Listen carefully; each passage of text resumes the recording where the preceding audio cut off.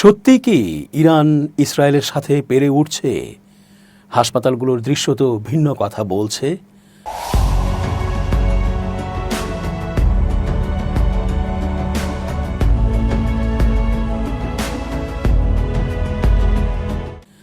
আসসালামু আলাইকুম প্রিয় দর্শক, শুভেচ্ছা। আজকের বিশ্লেষণে থাকছি আমি এস.জি. রতন, চেঞ্জ টিভির আন্তর্জাতিক চোখ অনুষ্ঠানে। ইরান ইসরায়েলের সাথে পেরে উঠছে কি উঠছে না, এই প্রশ্নের চেয়ে বড় হিম্মতের কথা হচ্ছে ইসরায়েলের মতো বর্বর রাষ্ট্রের সাথে ইরান একাই লড়ছে, শুধু একা।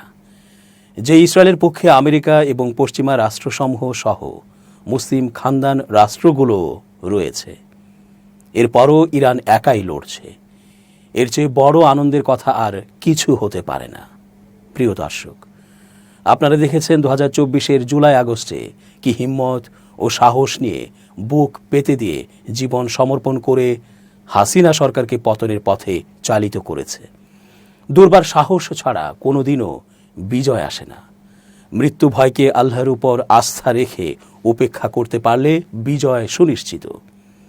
ইতিহাস বারবার এ কথাই মনে করিয়ে দেয়, ইরান তাই করছে। যে খানদান মুসলিম রাষ্ট্রসমূহ তাদের মসনদ হারাবে বলে পশ্চিমাদের প্রতি লেজুড় ভিত্তিক ভূ রাজনীতিতে জড়িয়ে প্রকৃতপক্ষে নিজেদের পায়েই কুড়াল মেরে চুপ করে আছে, তাদের আদতে চরম পরাজয় ভবিষ্যতে ঘটবেই। কিন্তু ইরান সে পথে হাঁটেনি, বরং হাজারো নিষেধাজ্ঞা সত্ত্বেও লড়াই চালিয়ে যাচ্ছে নিজেদের রিসোর্স ব্যবহার করেই।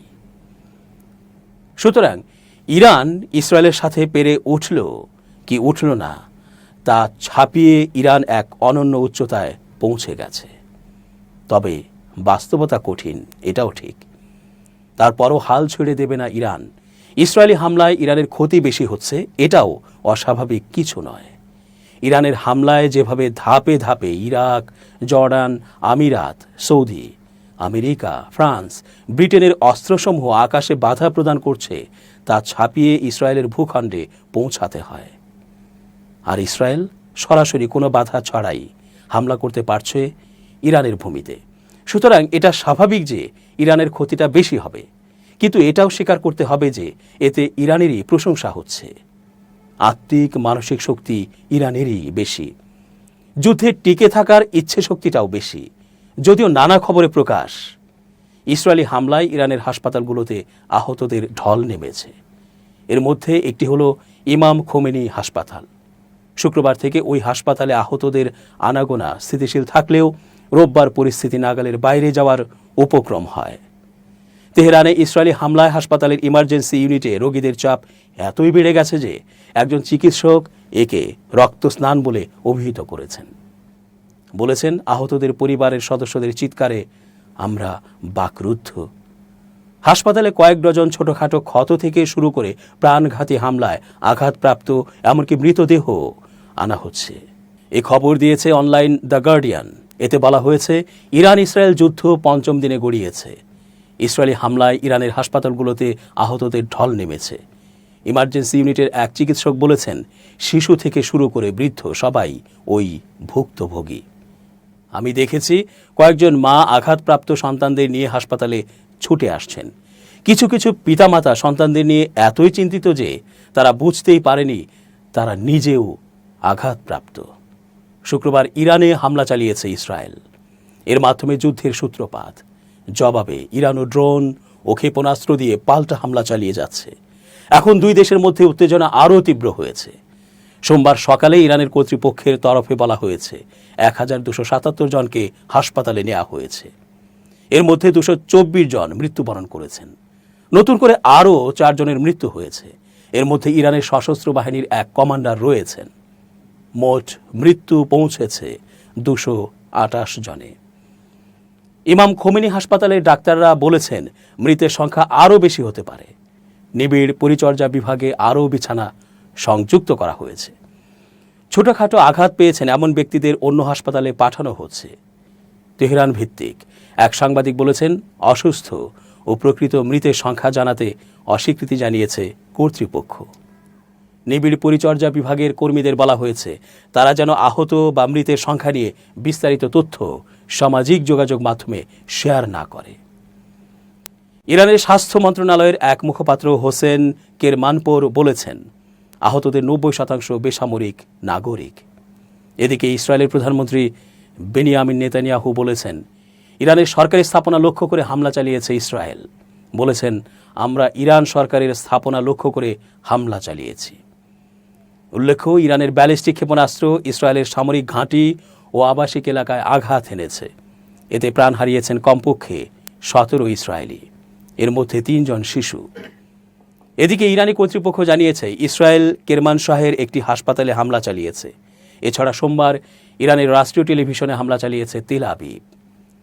কারাজের এক চিকিৎসক বলেছেন, অনেকেই নিহত হয়েছেন, তবে আমরা জানি না আসল সংখ্যা কত। আমরা শুধু চেষ্টা করছি যত বেশি মানুষের প্রাণ বাঁচানো যায়। আরও বলেছেন, আমাদের খাওয়ারও সময় নেই। প্রতিদিন মনে হয় এই বোধহয় আরও মৃতদেহ হাসপাতালে এলো। সোমবার যুদ্ধবিরতিতে মধ্যস্থতা করতে ডোনাল্ড ট্রাম্পের কাছে আবেদন করার জন্য উপসাগরীয় দেশগুলোর প্রতি আহ্বান জানিয়েছে ইরান। তবে বাস্তবে সংঘাত থামার কোনো লক্ষণ দেখা যায়নি। ইসরায়েলি কর্তৃপক্ষ মানসিকভাবে ইরানকে দুর্বল করার জন্য নানা কৌশল ব্যবহার করছে। তারা এবার ইরানের সর্বোচ্চ ধর্মীয় নেতা আয়াতুল্লাহ আলী খামেনিকে নিয়ে বিস্ফোরক মন্তব্য করেছেন ইসরায়েলের প্রতিরক্ষামন্ত্রী ইসরায়েল কাজ। তিনি বলেছেন, খামেনির পরিণতি হবে ইরাকের সাবেক প্রেসিডেন্ট সাদ্দাম হোসেনের মতো, যাকে 2003 সালে ক্ষমতাচ্যুত করা হয় এবং পরে তার মৃত্যুদণ্ড কার্যকর করা হয়। কাজ বলেছেন, আমি ইরানের স্বৈরশাসককে অর্থাৎ খামেনিকে যুদ্ধাপরাধ ও ইসরায়েলি বেসামরিক নাগরিকদেরকে লক্ষ্য করে ক্ষেপণাস্ত্র হামলা চালানোর বিষয়ে সতর্ক করছি। বলেছেন, খামেনি ইরানের প্রতিবেশী রাষ্ট্রের স্বৈরশাসকের পরিণতির বিষয়টি স্মরণ করলে ভালো করবেন, যে কিনা ইসরায়েলের বিরুদ্ধে একই পথে হেঁটেছিলেন। এছাড়া তেহরানের বাসিন্দাদের রাজধানী ছাড়ার হুমকির বিষয়টি পুনরাবৃত্তি করে তিনি বলেছেন, আমরা তেহরানের সরকার ও সামরিক স্থাপনা লক্ষ্য করে হামলা অব্যাহত রাখব। এটা তো সবাই দেখছে যে জর্ডান ও এর আশপাশের আকাশ প্রতিরক্ষা ব্যবস্থার মাধ্যমে ইসরায়েলে হামলার ইরানি যে কোনো ক্ষেপণাস্ত্র বা মিসাইলকে বাধা দিচ্ছে জর্ডানের আকাশ থেকেও। তারা এটা কেন করতে দিচ্ছে? পশ্চিমাদের পা না চাটলে তাদের চলে না, তাই তো? ইসরায়েল গাজায় ও ইরানে যা করছে এর দায় তারাও এড়াতে পারে না, অথচ এখন তারা ব্যালেন্সড সুশীল টাইপের কথা বলছে। ইসরায়েল যুদ্ধক্ষেত্র প্রসারিত করছে বলে মন্তব্য করেছেন জর্ডানের বাদশাহ আবদুল্লাহ। ফ্রান্সে ইউরোপীয় পার্লামেন্টে ভাষণ দেওয়ার সময় ওই কথা বলেছেন তিনি। বলেছেন, ওই সংঘাত বিশ্বের জন্য হুমকি স্বরূপ।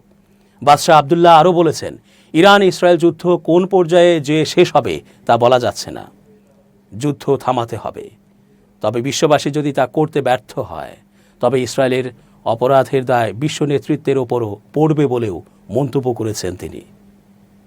পাল্টাপাল্টি হামলার মধ্যে ইসরায়েলের সামরিক স্থাপনায় হামলার দাবি করেছে ইরান।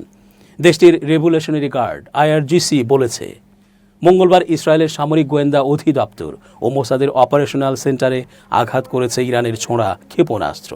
ইরানের রাষ্ট্রীয় টেলিভিশন তাসনিম নিউজ একাধিক ছবি প্রকাশ করেছে, যাতে ইসরায়েলের গোয়েন্দা সংস্থা মোসাদের সদর দপ্তরে আগুন জ্বলছে বলে দেখা গেছে। ইসরায়েল এখনও এই বিষয়ে কোনো মন্তব্য করেনি। এছাড়াও ইসরায়েলের বিরুদ্ধে আরও ভয়াবহ হামলার হুঁশিয়ারি দিয়েছে ইরান। দেশটির এক সেনা কর্মকর্তা জানিয়েছে, এই হামলা আগামী কয়েক ঘন্টার মধ্যেই করা হবে। তেল আবিবের ভূখণ্ডে শত শত ক্ষেপণাস্ত্র আছড়ে পড়বে বলে হুঁশিয়ারি দিয়েছেন তিনি। সোমবার রাতে ইরানের একটি রাষ্ট্রীয় টেলিভিশনে বোমা হামলার পর তেল আবিবকে লক্ষ্য করে হামলা চালিয়েছে ইরান। এখনও তেল আবিবের আকাশে ইরানের ছোঁড়া ক্ষেপণাস্ত্রের ধোঁয়া উড়তে দেখা যাচ্ছে বলে জানিয়েছে বার্তা সংস্থা রয়টার্স। গণমাধ্যমটি বলছে, ওই হামলার পর এবার আরও ভয়াবহ ও ব্যাপক হামলার হুঁশিয়ারি দিয়েছে তেহরান। দেশটির সশস্ত্র বাহিনীর জ্যেষ্ঠ কমান্ডার কিওমার্স হায়দারি বলেছেন, আগামী কয়েক ঘন্টার মধ্যে ইসরায়েলে আরও কঠোর হামলা চালানো হবে। তাদের ওপর ড্রোনের শত শত ঢেউ আছড়ে পড়বে। ইরানের রেভলিউশনারি গার্ড বলেছে, অল্প সময়ের মধ্যে ক্ষেপণাস্ত্রের নতুন ঢেউ তেল আবিবের ওপর আছড়ে পড়বেই। দর্শক, শেষ করছে আজকের মতো। ধন্যবাদ। changetv.press এক ফোঁটা হলুদও নেই।